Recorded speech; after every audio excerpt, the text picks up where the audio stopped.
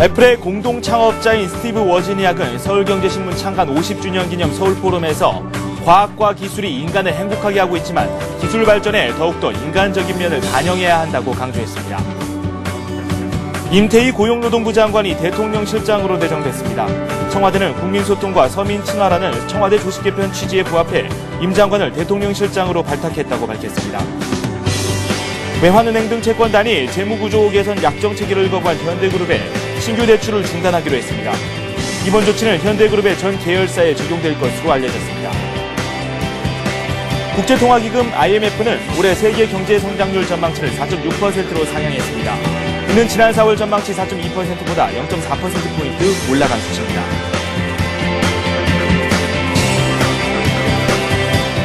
라스 성공 전략 2부 시작하도록 하겠습니다. 옵션 만기를 맞아서 우리 증시 좀 변동성이 클 것으로 예상이 됐는데 그다지 큰 변화는 감지가 되지 않은 것으로 현재 확인이 되고 있습니다. 오늘 코스피가 1698선에 마무리가 된 것으로 확인이 되고 있는데 장중에 1700선을 잇따라 노크를 했지만 올라갔다 다시 내려오는 모습을 보여줬습니다. 외국인과 기관이 시장을 주도한 가운데 개인이 적극적으로 이익 실현에 나섰고요. 프로그램 쪽에서는 후반부에 매수폭이 점차 늘어나는 모습을 보여주기도 했습니다. 구체적인 장 상황은 저희가 잠시 후에 살펴보도록 하겠습니다. 먼저 시황센터 연결해 보도록 하겠습니다. 네, 시황센터입니다. 7월 8일 목요일장 마감했는데요. 옵션 반기일 미국발 훈풍에 무사히 넘겨주는 모습이었습니다. 코스피 마저 확인해 보겠습니다. 오늘 코스피는 22포인트 오르면서 1698포인트에 마감했습니다. 오늘 1699포인트 빨간불을 켜면서 출발을 했는데요. 장중에는 1700선을 돌파하는 모습을 보여주기도 했지만 개인의 차익 실현 매물에 1700선 돌파는 아직까지는 부담스러운 모습이었습니다. 지수의 움직임 수급으로 좀 더 자세히 살펴보겠습니다. 기관이 다시 매수로 흐름을 바꿔 기관이 1250억 원 정도 매수했습니다. 외국인도 역시 매수했는데요. 외국인이 400억 원 정도 매수하는 움직임이었습니다. 개인 쪽에서는 오늘 같은 장에서 차익 실현 매물이 나오면서 매도했는데요. 개인은 2,800억 원 정도 큰 폭으로 매도했습니다. 최근 국내 증시를 짓눌렀던 프로그램 쪽에서는 소폭의 매수세가 나오면서 지수 상승을 이끌어주는 모습이었습니다. 코스닥 역시 견조한 흐름을 보여줬습니다. 오늘 코스닥은 2포인트 오르면서 488포인트에 마감했는데요. 장중에 큰 움직임을 보여주진 않았습니다. 492포인트 상승으로 출발한 이후에 492포인트, 488포인트 왔다 갔다 하면서 횡보의 움직임을 나타냈습니다. 지수의 움직임 수급으로 좀 더 자세히 살펴보겠습니다. 개인이 79억 원 정도 역시 매도 우위를 차지하는 상황이었고요. 기관 쪽에서 매수로 흐름 다시 바꿨습니다. 18억 원 외국인도 역시 매수했는데요. 외국인 78억 원 매수했습니다. 이어서 외환시장 가봅니다. 원달러 환율은 오늘 하락했습니다. 오늘은 14원 10전 내리면서 1208원 90전에 마감했는데요. 1215원 하락으로 출발한 이후에 낙폭을 좀 더 늘려가는 모습이었습니다. 달러와 대비 유로가 강세를 보이고 또 지수가 급등하면서 하락하는 모습이었는데요. 오늘은 1.15% 하락 움직임 1208원 90전에 마감했습니다.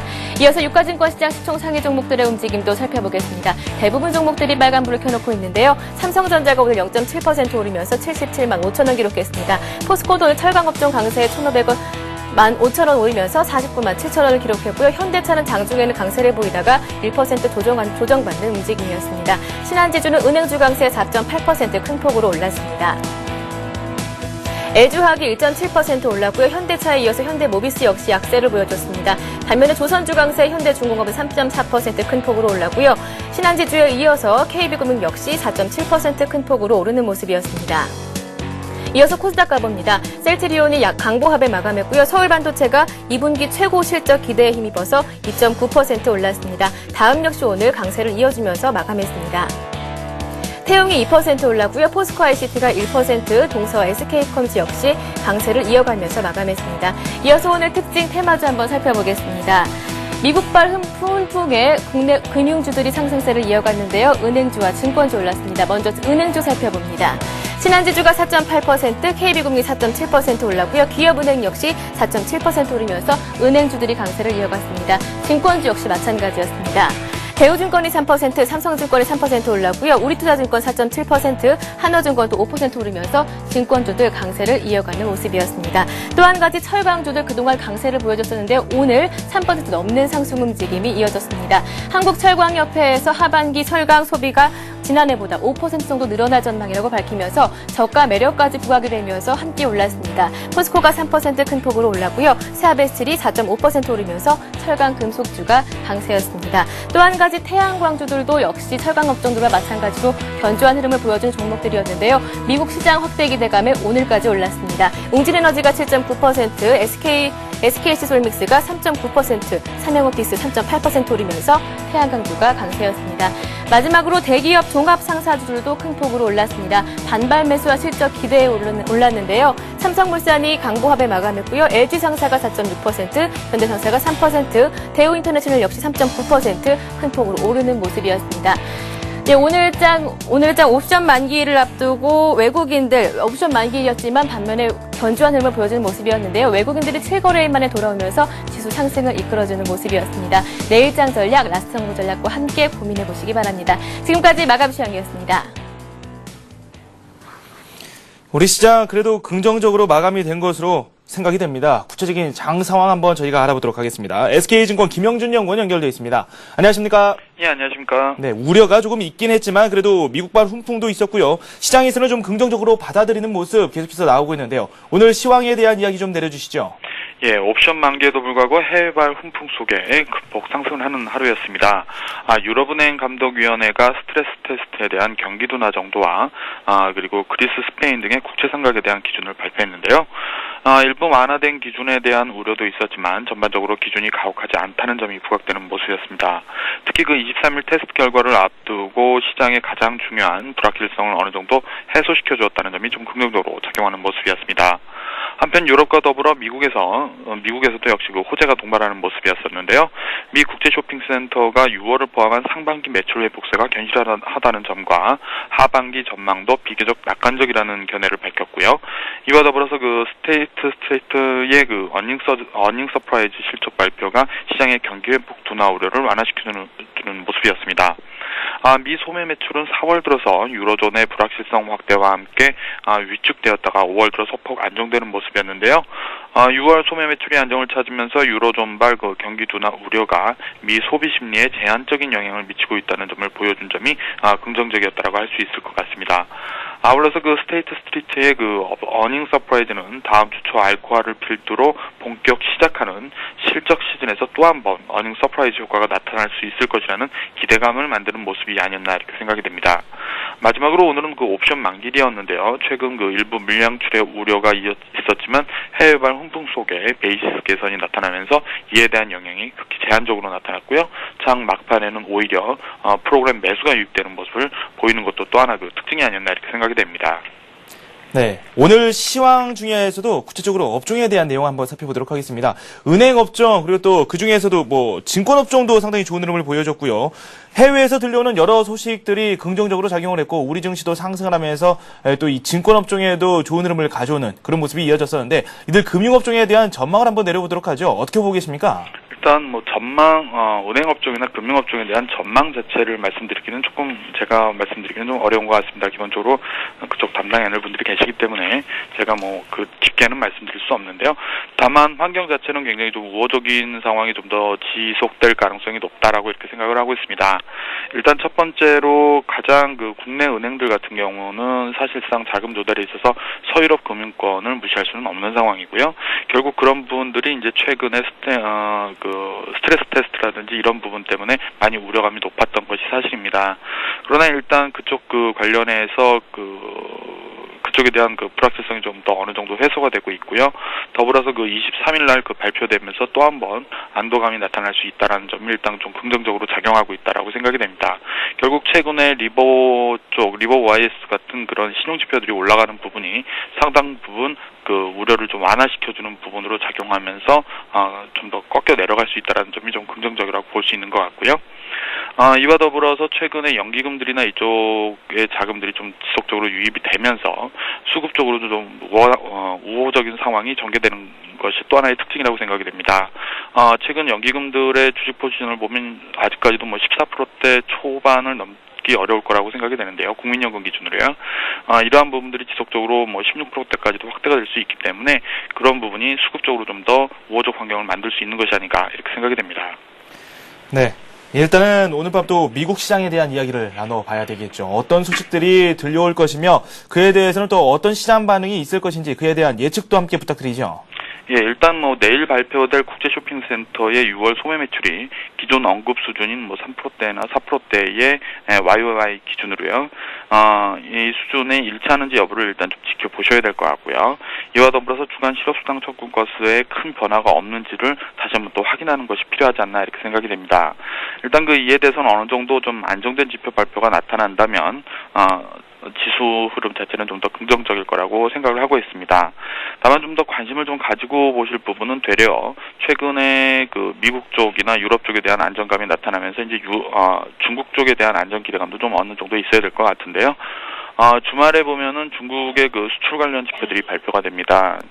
수출 관련 지표들이 중요한 의미를 차지하는 것은 기본적으로 유럽의 경기 둔화 우려가 실질적으로 중국에 얼마만큼 영향을 미치는지를 가늠할 수 있다는 점 때문에 중요한데요. 결국 그러한 부분들에 대해서 또 한 번 어느 정도 시장이 안정을 찾는다고 할 때는 시장이 좀 더 추가 상승 여력을 가지고 있는 것이 아닌가 이렇게 좀 생각을 하고 있습니다. 네, 투자 전략에 대한 이야기도 나눠봐야 되겠죠. 내일 또 금통위 회의가 열립니다. 또 하나의 이벤트가 우리를 기다리고 있는데 내일 우리 시장 투자 전략은 어떤 식으로 저희가 가져가는 게 좋을지 그에 대한 코멘트도 함께 부탁드리죠. 일단 최근에 금리 인상을 하는 여러 다른 여타 국가들의 주가 추이를 보면 최근 같은 경우는 금리 인상의 효과에 대한 측면보다는 시장에서 미치는 영향 자체가 어느 정도 그러니까 금리 인상을 할 수 있을 정도로 세계 경제에 있어서 어느 정도는 좀 안정을 찾고 있는 경제다라는 시각이 더 부각이 되는 것 같습니다. 결국 국내 문제에 있어서 금리 인상 언급이 좀 높아진다고 하더라도 그런 부분에 미치는 영향은 오히려 좀 제한적인 것이 아닌가 이렇게 생각을 해볼 수 있을 것 같습니다. 그런 부분을 제외하고 봤을 때 역시 시장에는 3대 악재라고 기존에도 계속 말씀을 드렸지만 유로존의 신용 경색 문제라든지 미 경기 둔화 우려 그리고 중국의 경착륙 가능성에 대한 부분이 변화하는 것에 아직까지는 좀 더 초점을 맞춰서 접근을 할 때가 아닌가 이렇게 생각이 됩니다. 관심이 필요한 부분은 아직까지는 좀 불확실성이 남아 있지만 점차 시장이 안정을 찾아가고 있다라는 것이고요. 중국의 수출도 독일이라든지 프랑스 같은 국가들이 견실한 회복세를 보이고 있었기 때문에 기본적으로 크게 중국 경제를 위축시킬 정도로 그런 악조건으로 변화할 가능성은 상대적으로 적다라고 생각을 하고 있습니다. 결국 그런 관점에서 보면은 아직까지는 좀 안도 시각이 좀 더 시장을 지배할 가능성이 높다라고 생각이 되는데요. 결국 그러한 관점에서 좀 더 상승 쪽에 무게를 두고 접근하는 것이 필요하지 않나 이렇게 생각이 됩니다. 상승 쪽에 관심을 두고 접근하는 게 좋다 이렇게 말씀을 해주셨는데 구체적으로 수치로 좀 이야기를 해보자면 개인 투자자가 100을 투자를 한다고 한다면 투자 비중 어느 정도 가져가는 게 시장에서 가장 좋다고 보십니까? 저는 개인적으로는 주식 투자 비중이 지금 정도가 되면 기본적으로는 70% 정도가 개인 투자자 기준이라면 70% 정도가 될 거라고 생각을 하고 있습니다. 물론 60%에서 70% 사이 정도에서 움직이는 것이 일반적이라고 생각이 되는데요. 저는 가격대가 좀 맞는다면 기본적으로 이제 주가가 좀 1650선이라든지 이런 쪽으로 하회를 하면서 어느 정도 안정을 찾아간다 그러면 주식 비율은 좀 더 확대하는 것도 긍정적이지 않나 이렇게 좀 생각을 하고 있습니다. 넓게 본다면 기본적으로 2009년 9월달 이후에 증시가 깊은 박스권에 갇혀져 있었고요. 그러한 부분들이 서서히 어느 정도는 그런 박스권을 갇히게 했던 리스크 요인들이 서서히 완화되고 있기 때문에 좀 더 넓게 볼 필요가 있다라고 생각이 되고요. 그런 관점에서 본다면 비중은 좀 더 확대를 하면서 좀 적극적으로 나가는 것이 필요하지 않나 이렇게 생각을 하고 있습니다. 긍정적인 말씀을 내려주셨습니다. 이렇게 긍정적인 전망을 바탕으로 내일 우리 시장도 상당히 좋은 흐름을 가져갔으면 좋겠습니다. 또 말씀 고맙습니다. 네, 감사합니다. 네, 지금까지 SK증권 투자전략부의 김영준 연구원과 함께했습니다. 잠시 후 뉴스가 이어집니다.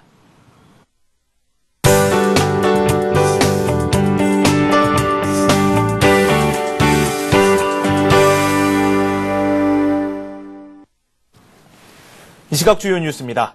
서울경제신문 창간 50주년을 맞이해 열린 서울포럼이 이틀째에도 국내외 유명 인사들이 총출동하며 열기를 더하고 있습니다. 이틀째 서울포럼의 첫 번째 기조연설자로 나선 키플 한 폭스바겐 명예회장은 한국이 세계 1위 자리를 넘볼 정도로 글로벌 자동차 업계의 판도가 바뀌고 있다면서 빠르게 변화하는 시장 환경에 대처하려면 기업가 정신이 중요하다고 강조했습니다. 애플의 공동 창업자인 스티브 워즈니악은 이어진 연설에서 과학과 기술이 인간을 행복하게 하고 있지만 기술 발전에 더욱더 인간적인 면을 반영해야 한다고 역설했습니다. KB금융 회장으로 내정된 후 외부 행사에 처음 참석한 어윤대 회장 내정자는 국민은행의 자산 규모는 해외 대형 금융기관과 경쟁하기에 충분하지 않다고 말해 우리 금융 인수 의지를 우회적으로 나타냈습니다. 어 내정자는 국민은행장은 내부에서 발탁할 것이라며 취임 후 열흘 안에 선임하겠다고 말했습니다. 임태희 고용노동부 장관이 신임 대통령실장으로 내정됐습니다. 이동관 청와대 홍보수석은 오늘 이명박 대통령이 국민소통과 서민 친화라는 이번 청와대 조직 개편의 취지에 가장 부합해 임 장관을 대통령실장으로 발탁했다고 밝혔습니다. 청와대는 50대의 임 내정자가 젊은 활력을 불어넣고 국민이 원하는 변화의 목소리도 제때 반영할 수 있을 것으로 기대했습니다. 지역구 의원인 임 내정자는 관례에 따라 조만간 의원직을 사퇴할 예정입니다. 청와대는 참모진의 수장이 대통령실장 인선이 완료되면서 청와대 수석 등 참모진 인선에 가속도를 붙여 이르면 오는 11일, 늦어도 내주 초에는 그 결과를 발표할 것으로 보입니다. 외환은행 등 채권단이 재무구조 개선 약정 체결을 거부한 현대그룹에 대해 신규 대출을 중단하기로 했습니다. 현대계열 채권단 운용위원회는 오늘 현대그룹에 대한 신규 신용 공여를 중단하기로 서면 결의하고 이를 13개 채권은행에 통보했습니다. 채권단이 중단키로 한 신규 신용 공여에는 신규 대출뿐 아니라 선박금융, 지급 보증 등도 포함됐습니다. 이번 조치는 주력 계열사인 현대상선을 비롯해 현대엘리베이터, 현대아산 등 현대그룹의 전 계열사에 적용될 것으로 알려졌습니다. 채권단은 현대가 재무 개선 약정 체결을 계속 거부하면 단계적으로 제재 수위를 높일 방침이어서 현대 측 대응이 주목됩니다. 국제통화기금 IMF는 올해 세계 경제 성장률 전망치를 4.6%로 상향 조정했습니다. 이는 지난 4월 전망치인 4.2%보다 0.4%포인트 올라간 수치입니다. IMF는 세계 경제 전망 보고서에서 아시아 신흥국의 빠른 경제 회복을 토대로 세계 경제 회복세가 지속될 것으로 예상했습니다. 이에 따라 신흥 개도국이 종전보다 0.5%포인트 오른 6.8%의 높은 성장률을 기록할 것으로 내다봤습니다. 선진국과 유로 지역은 각각 2.6%, 1%인 종전 성장률 전망을 유지했습니다. 국가별로는 중국이 올해 10.5%의 고성장을 이어가고 인도가 9.4%, 브라질 7.1%, 우리나라가 5.7%의 높은 성장률을 기록할 것으로 전망했습니다. 증권금융 뉴스입니다. 대신증권이 급등 종목 매매에 관심이 많은 데이 트레이더를 위해 주가가 급등하거나 급락한 종목을 실시간으로 알려주는 상하한가 임박 종목 검색 서비스를 제공합니다. 급등락 종목의 현재가와 거래량, 호가, 시간대별 체결 현황 등을 시세 정보도 함께 제공합니다. 하나대투증권이 적립식 펀드 자동이체 주기를 일간 또는 주간 단위로 지정할 수 있도록 펀드 자동이체 서비스를 업그레이드합니다. 이번 자동이체 서비스 업그레이드로 투자자들은 저축 기능 극대화와 리스크 감소 등의 효과를 누릴 수 있다고 하나대투증권은 설명했습니다. 동양종합금융증권이 1694억 원 규모의 주식 워런트 증권 동양 ELW 33 종목을 신규 상장합니다. 이번에 상장하는 종목은 동양 ELW 0438호부터 동양 ELW 0476호까지 오늘부터 거래가 가능합니다. 교보생명이 미청구 보험금을 찾아주는 고객사랑 포에버 캠페인을 올해 말까지 전개합니다. 이번 캠페인에 따라 교보생명 설계사들은 담당 고객들을 방문해 고객이 가입한 보험 상품의 보장 내용을 설명하고 보험금을 받을 수 있는 사고나 질병이 있었는지 확인할 계획입니다. 네, 옵션 만기를 무사히 넘겼습니다. 우리 증시가 1700선을 돌파하기는 좀 힘든 모습을 보여줬었고 좀 밀리는 모습을 보여주기도 했습니다. 하지만 1.3% 오르면서 1698포인트 선에 마감되는 움직임을 보여줬습니다. 기타 다른 아시아 지역 증시 어떻게 마감됐거나 현재 진행 중인지 한번 살펴보도록 하겠습니다. 일본 증시부터 살펴보도록 하겠습니다. 네, 일본 증시가 마감이 됐죠. 급등하면서 마감됐네요. 2.5% 오르면서 9,535선에 마감이 됐습니다. 2.7% 상승하면서 마감된 것으로 현재 확인되고 있습니다. 중국 증시도 한번 살펴보도록 하겠습니다. 중국 증시는 반대로 좀 조정을 받았습니다. 조정폭이 깊지는 않고요. 0.2% 현재 내리면서 시장 전개가 되고 있습니다. 2,414선을 현재 기록하고 있습니다.